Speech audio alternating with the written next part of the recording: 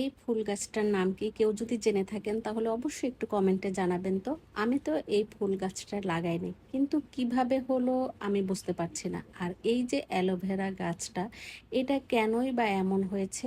কারো যদি জানা থাকে তাহলে অবশ্যই একটু কমেন্ট করে জানাবেন প্লিজ। এদিকে দেখেন সকাল থেকে শুরু হয়েছে আমার কাজের চাপ। তার মধ্যে গতকাল রাতে আমার চোখে এক ফোঁটা ঘুমও আসেনি। কেন যে এমন হলো বুঝতে পারছি না। মনে হয় একটু টেনশন করছিলাম। যাই হোক, কেন করছিলাম সেগুলোও আমি আজকে আপনাদের সাথে শেয়ার করব।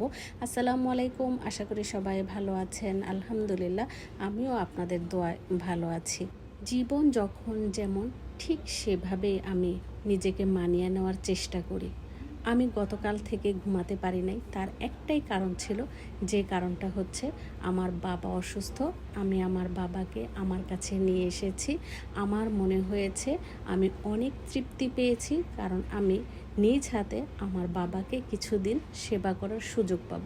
বাবা মার সেবা করার সুযোগ তো আর সবার ভাগ্যে হয় না।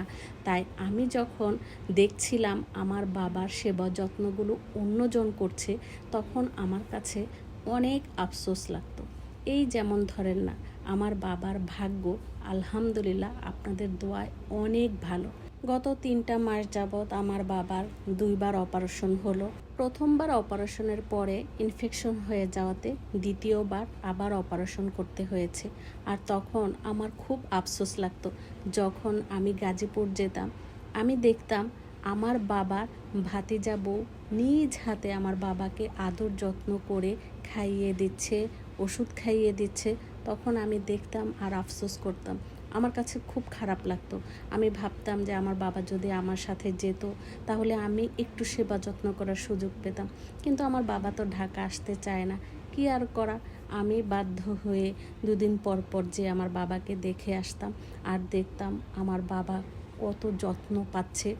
বাবার 2 ভাতিজার 2 বউ, দুজনই একদম আমার বাবার খোঁজ খবর নেওয়া থেকে শুরু করে খুবই সম্মান করতো, ভালোবাসতো আমার বাবাকে। এবং তার সাথে তাদের সন্তানরা, মানে আমার বাবার নাতিরা এত করেছে, যেটা আমি নিজের চোখে না দেখলে বিশ্বাসই করতাম না।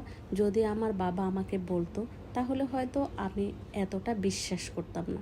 নিজের চোখে যেটা দেখেছি সেটা দেখে সত্যি আমি খুবই আনন্দিত হয়েছি। আচ্ছা, আপনারা এমন কাউকে দেখেছেন আপনাদের আত্মীয় স্বজনের মধ্যে?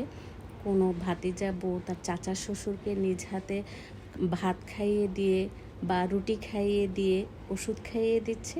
যদি কেউ দেখে থাকেন তাহলে অবশ্যই আমাকে একটু কমেন্ট করে জানাবেন, কারণ আমার কাছে মনে হয়েছে এটা একটা